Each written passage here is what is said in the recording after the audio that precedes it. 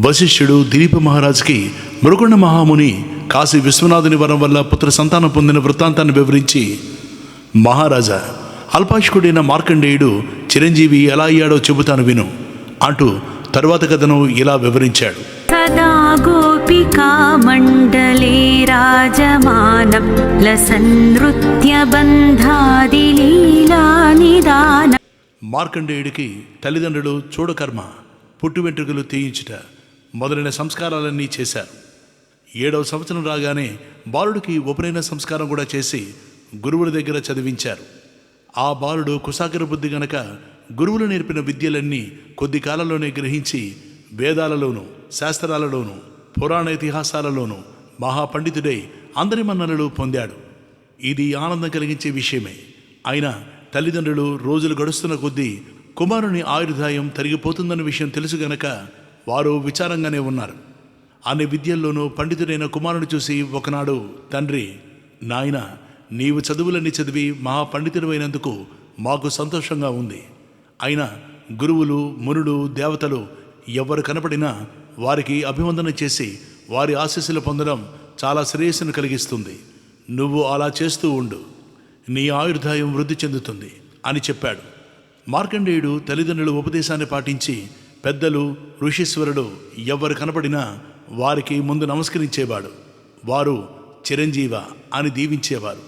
16వ సంవత్సరం వచ్చినప్పటి నుంచి మృకుండ దంపతుల మనోవేదన వృద్ధి అవుతూనే ఉంది. పరమేశ్వరు వరప్రసాదుడైన మార్కండేయుని 16వ జన్మదినోత్సవానికి మునీంద్రులందరినీ ఆహ్వానించాడు మృకండు. ఎవరి నోటి దీవెనలో ఏ మహత్యం ఉంటుందో ఎవరు చెప్పగలరు. పిల్లవాడు చిరంజీవి కావచ్చుననే ఆశతో ఆ విధంగా మహర్షులందరినీ ఆహ్వానించాడు. వారంతా చిన్నతనంలోనే మహాపండితుడైన మార్కండేయుడిని చూడాలనే ఉత్సాహంతో మృకండుని ఆశ్రమానికి వచ్చారు.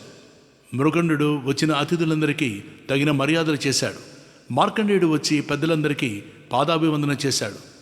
వారంతా దీర్ఘాయుష్మాన్ భవ, దీర్ఘాయుష్మంతుడు కమ్ము అని సంతోషంగా దీవించారు. అందరికీ చేసినట్టే వశిష్ఠ మహర్షికి కూడా పాదాభివందన చేశాడు మార్కండేయుడు. ఆయన నమస్కరిస్తున్న మార్కండేయుడిని నివారించాడు. అక్కడ మునులందరూ, వశిష్ఠ మహర్షి, మార్కండేయుడు నమస్కరిస్తుంటే మీరు నివారిస్తున్నారెందుకు అని అడిగాడు. అందుకు వశిష్ఠుడు, ఇతని ఆయుర్దాయము 16 ఏళ్లే కదా, మీరంతా ఇతనిని చిరంజీవి కమ్మని దీవించారు, అదెలా సాధ్యమవుతుంది? ఇది 16వ జన్మదినోత్సవం. పరమేశ్వరుడిచ్చిన ఆయుర్దాయం ప్రకారం ఇంకా ఇతడు 1 సంవత్సరమే జీవిస్తాడు.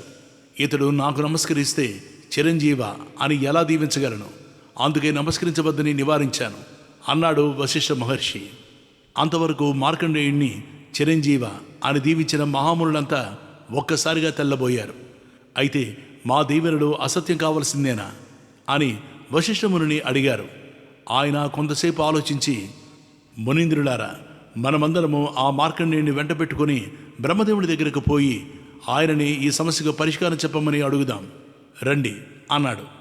అప్పుడు మునులందరూ మార్కండేయుని వెంట పెట్టుకుని బ్రహ్మగారి దగ్గరకు వెళ్ళారు. బ్రహ్మదేవుడు ఆ మునులందరూ ఒక్కసారి తన దగ్గరకు వచ్చినందుకు చాలా ఆనందించాడు. బ్రహ్మదేవుని చూడగానే మార్కండేయుడు వెళ్ళి సాష్టాంగ నమస్కారం చేశాడు. అలవాటు చెప్పున్న బ్రహ్మగారు చిరంజీవ అని దీవించారు. అప్పుడు వశిష్ఠాది మునులంతా బ్రహ్మగారికి నమస్కరించారు. తర్వాత వశిష్ఠ మహర్షి పితామహునికి మార్కండేయుని జన్మ వృత్తాంతమంతా చెప్పాడు. బ్రహ్మ జరిగిన పొరపాటుకు కొంచెం విచారించి మార్కండేయుని దగ్గరికి పిలిచి శిరస్సు మీద హస్తముంచి, పరమేశ్వరుడు మీ దీవెనల్ని సఫలం చేస్తూ ఈ బాలుణ్ణి అనుగ్రహించి చిరంజీవిని చేయుగాక అని మనసులో శివుణ్ణి ప్రార్థించాడు.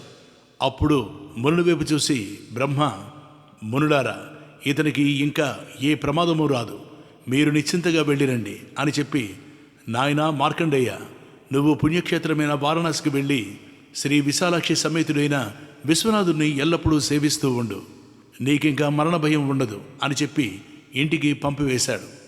మార్కండేయుడు ఇంటికి వచ్చి విచారంగా ఉన్న తల్లిదండ్రులకు నమస్కరించి బ్రహ్మలోకంలో జరిగిన వృత్తాంతమంతా వినిపించి, తల్లిదండ్రులారా, నేను శ్రీ విశ్వనాథుని సేవించిన కోసం కాశీకి పెడుతున్నాను, నాకు అనుమతి ఇవ్వండి అని అడిగాడు. వారు, నాయన, ఒక్కగానొక్క కుమారుడు, నిన్ను విడిచి ఎలా ఉండగలము? అందుచేత మేము కూడా నీతో పాటే కాశీకి వస్తాం అంటూ ప్రయాణమయ్యారు. అందరూ కాశీకి వచ్చిన తర్వాత మృకుండ మహాముని విశ్వేశ్వరాలయ సమీపంలో ఒక ఆశ్రమం ఏర్పరచుకొని నిత్యము గంగా స్నానం చేస్తూ విశ్వనాథుని దర్శించుకుంటూ కొడుకును చూస్తూ కాలం గడుపుతున్నాడు. మార్కండేయుడు బ్రహ్మముహూర్తంలో లేచి గంగానదిలో స్నానం చేసి విశ్వేశ్వరాలయానికి వెళ్ళి ఆ గంగాజలంతో పరమేశ్వరుడికి అభిషేకం చేసి ఆయన్నే ధ్యానిస్తూ ఆ విశ్వేశ్వర సన్నిధిలోనే ఉండిపోయాడు. మార్కండేయునికి 16 సంవత్సరాలు నిండాయి. మొదట పరమేశ్వరుడిచ్చిన ఆయుర్దాయం పూర్తయింది. యమధర్మరాజు తన భటుల్ని పంపి మార్కండేయుడిని పట్టుకురమ్మన్నాడు. వారు విశ్వేశ్వరుని సన్నిధిలో ఉన్న మార్కండేయుడి దగ్గరకు వెళ్ళలేకపోయారు. పాసం విసురుదామంటే చేతిలో కదలడం లేదు. మార్కండేయుడి చుట్టూ మహాకాంతిపుంజం ఆవరించి యమభటుల్ని దూరంగా తరిమి కొట్టింది. వారు యమధర్మరాజు దగ్గరకు పోయి తమ అవస్థ చెప్పుకున్నారు. యముడు ఆశ్చర్యపడి తానే స్వయంగా వచ్చాడు. మార్కండేయుడి మీద కాలపాసం విసిరాడు. మార్కండేయుడు విశ్వనాథలింగాన్ని కౌగిలించుకుని ప్రార్థించాడు. విశ్వనాథుడు భక్తుని ఆక్రందన విని వెంటనే లింగం నుంచి ఆవిర్భవించి త్రిశూలంతో యముడిని సంహరించి మార్కండేయుడిని రక్షించాడు. యముడు చనిపోవడం చేత దుష్కార్యాలు చేసే వారందరూ యమలోకానికి వచ్చి శిక్షించే అధికారి లేకపోవడంతో యమలోకానంతా గందరగోళం చేస్తున్నారు. అది చూసి బ్రహ్మాది దేవతలు విశ్వేశ్వరుని దగ్గరకు వచ్చి, మహాప్రభు విశ్వనాథ, యముడు తన కర్తవ్యాన్ని తాను సరిగా నెరవేర్చాడు. నీవు మార్కండేయునికి 16 ఏళ్ళు మాత్రమే ఆయుర్దాయం ఇచ్చావు కదా. అందుచేత 16 ఏళ్ళు నిండగానే మార్కండేయుని తీసుకుపోవడానికి యముడొచ్చాడు. నీవు మార్కండేయుని భక్తికి మెచ్చి చిరంజీవిని చేశావని పాపం అతనికి తెలియక నీ భక్తునికి అపచారం చేశాడు. ధర్మపాలన కోసం యమధర్మరాజు తప్పకుండా ఉండాలి కదా. అందుచేత క్షమించు, యముణ్ణి బ్రతికించి మహానుభావ అని వేడుకున్నారు. అప్పుడు విశ్వేశ్వరుడు యముణ్ణి బ్రతికించి, యమధర్మరాజా, నీ విధిని నువ్వు నిర్వర్తించుకో, కానీ నా భక్తుల జోలికి మాత్రం రాకు అని శాసించాడు. మృకుండ మహర్షి విశ్వనాథుని దయ వల్ల చిరంజీవి అయినందుకు చాలా సంతోషించి తాము చేసిన మాఘమాస వ్రతమహిమ వల్ల తమ కొడుకు తమకు దక్కాడని ఆనందపరవశులయ్యారు. తర్వాత శివుడు మార్కండేయుడికి రెండవసారి ఇచ్చిన ఆయుర్దాయము 7 బ్రహ్మకల్పములు. గజాలపాలం గజత్కంఠమాలం శరచంద్రబాలం మహాదైత్యకాలం నభో నీలకాయం దురావారమాయం సుపద్మాసహాయం భజేహం భజేహం